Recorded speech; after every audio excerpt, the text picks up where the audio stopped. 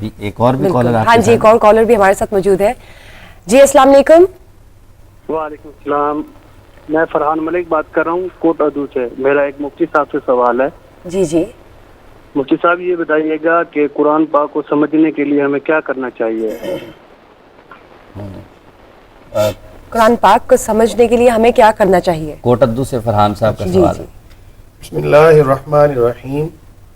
پہلے میں ایک جو اس سے پہلے بات ہو رہی تھی میں اس کو دو جملوں میں بیان کروں گا. جی جی.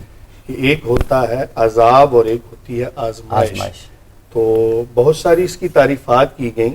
بعض نے یہ لکھا کہ جو تکلیف تمہیں اللہ سے دور کر دے وہ عذاب ہے اور جو تکلیف تمہیں اللہ کے قریب کر دے وہ آزمائش ہے. دیکھیں اللہ کے محبوب صلی اللہ علیہ وسلم سب سے دنیا کائنات کے اندر سب سے قرب جن کو حاصل ہے وہ نبی کریم صلی اللہ علیہ وسلم کی ذات ہے. ظاہری طور پر دیکھیں تو کتنی تکلیفیں برداشت کی لیکن کسی تکلیف نے بھی اللہ تعالیٰ سے دور نہیں کیا. ہر تکلیف نے اللہ تعالیٰ کے قریب کیا. اس کے برعکس آپ دیکھتے ہیں کہ مختلف جو قومیں ہیں ان کے اوپر عذاب آئے تو انہوں نے ہر تکلیف نے اللہ سے دور کیا. تو یہ بھی ایک تعریف کی گئی. جہاں تک سوال کا تعلق ہے کہ قرآن پاک کو سمجھنے کے لیے ہم کیا کریں تو جناب یہ ایک بہت لمبا ٹاپک ہے.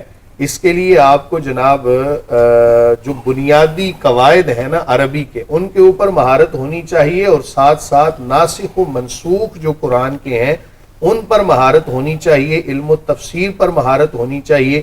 اس کے علاوہ اگر آپ خود سے قرآن کو سمجھنے کی کوشش کریں گے تو عین ممکن ہے کہ کہیں گمراہی مقدر نہ بن جائے کیونکہ قرآن خود کہتا ہے یضل بہ کثیرا ویہدی بہ کثیرا کہ قرآن بہت سارے لوگوں کو ہدایت بھی دیتا ہے بہت سارے اس سے گمراہ بھی ہوتے ہیں. اب قرآن گمراہ نہیں کرتا ہے ان کو. اصل جو وہ غلط رستے سے قرآن کو سیکھنے کی کوشش کرتے ہیں نا اس وجہ سے گمراہی ان کا مقدر بنتی ہے. تو اس لیے میرا آپ کو مشورہ ہے جناب کہ جو درس قرآن ہیں جو درس فقہ ہیں درس احادیث ہیں ان کی طرف آپ رجوع کریں. عام بندے کے لیے جب تک میں ایک روایت بھی آپ کے گوش گزار کر دیتا ہوں. حضرت مولا علی کرم اللہ وجہہ الکریم آپ نے دیکھا کہ مسجد کے اندر ایک بندہ واعظ و نصیحت کر رہا تھا تو آپ نے اس سے سوال فرمایا کہ کیا تو قرآن کے ناسخ و منسوخ کو جانتا ہے؟ اس نے کہا جی نہیں. آپ نے فرمایا تو خود بھی گمراہ ہو گیا اور تیرے جو سننے والے ہیں وہ بھی گمراہ ہو گئے.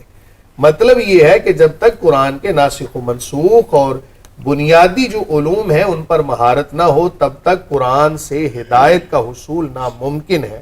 اسی لیے جناب جو علماء نے کتابیں لکھی ہیں علماء نے جو ہمیں یوں سمجھ لیں کہ عام زبان میں اگر ہم کہیں تو پکی پکائی کھیر جو ہمارے لیے رکھ دی ہے نا اسی کو استعمال کرنے میں عافیت ہے اور ان تمام چیزوں کو بہرحال ملحوظ خاطر رکھا